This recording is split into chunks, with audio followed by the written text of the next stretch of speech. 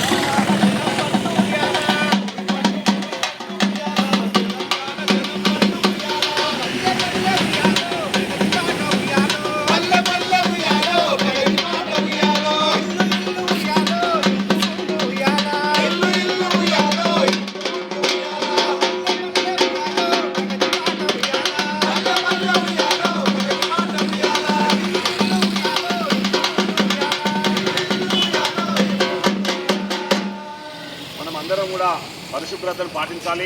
మనం అందరం ఆరోగ్యంగా ఉండాలి.